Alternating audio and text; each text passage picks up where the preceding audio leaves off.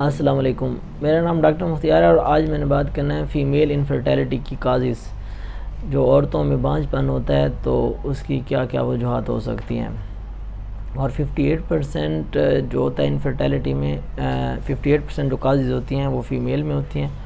25% जो इनफर्टिलिटी की काज़िज़ होती हैं वो मेल में, और 70% जो होती हैं वो अनएक्सप्लेन्ड होती हैं, मतलब उनकी कोई एक्सप्लेनेशन नहीं होती या उनकी अननोन काज़िज़ होती हैं, हमें पता नहीं होता। तो सबसे पहले जिस में मोस्ट कॉमन काज ये है कि पॉलीसिस्टिक ओवेरियन सिंड्रोम होता है। ये एक हार्मोनल इम्बेलेंस है होता है इसके अंदर क्या होता है कि जो मेल हार्मोन होता है वो ज़्यादा हो जाता है, और मेल हार्मोन जब एंड्रोजन एक मेल हार्मोन है वो ज़्यादा जब हो जाता है उसकी वजह से कुछ फीचर्स आते हैं, जैसे कि फेस पर और पूरी बॉडी पर हेयर ग्रोथ ज़्यादा हो जाती है फीमेल्स के अंदर, एक्नी वगैरह भी हो सकती हैं। और दूसरे नंबर पे ये इसमें जो पॉलीसिस्टिक ओवेरियन सिंड्रोम होता है इसमें इंसुलिन रेजिस्टेंस बढ़ जाती है फीमेल के अंदर, ओबेसिटी भी होती है इसके अंदर, और मोर देन 5 सिस्ट जो होती हैं ओवरी के अंदर हो जाती हैं पॉलीसिस्टिक ओवेरियन सिंड्रोम के अंदर, तो उससे हम PCOS बोलते हैं, पॉलीसिस्टिक ओवेरियन सिंड्रोम। उसके बाद आ जाता है इसके अंदर दूसरा जो है प्रोलैक्टिन जो है, अगर वो उसकी प्रोडक्शन ज़्यादा हो रही होती है तो उसकी वजह से वो ईस्ट्रोजन के लेवल को कम कर देता है।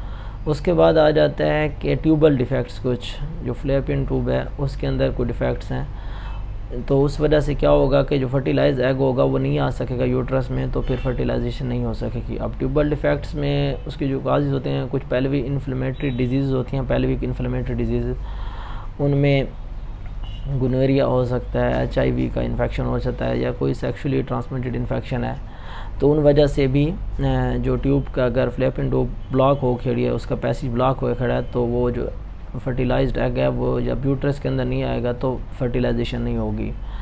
उसके बाद इसके अंदर होता है कि हाइपोथैलेमिक डिस्फंक्शन भी होता है, पिट्यूटरी डिस्फंक्शन भी हम उसे बोलते हैं। अब उसके अंदर क्या होता है कि LH एक हार्मोन होता है और दूसरा FSH होता है।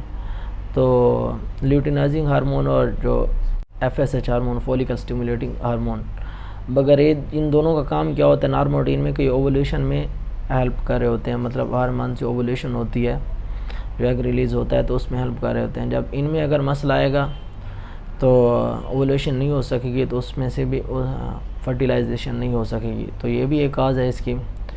उसके बाद आ जाता है एंडोमेट्रियोसिस, इसके अंदर होता है, वो भी इसकी काज है। उसके अंदर नॉर्मल रूटीन में एंडोमेट्रियोसिस के अंदर ही सेल बन रहे होते हैं, एक लाइनिंग होती है।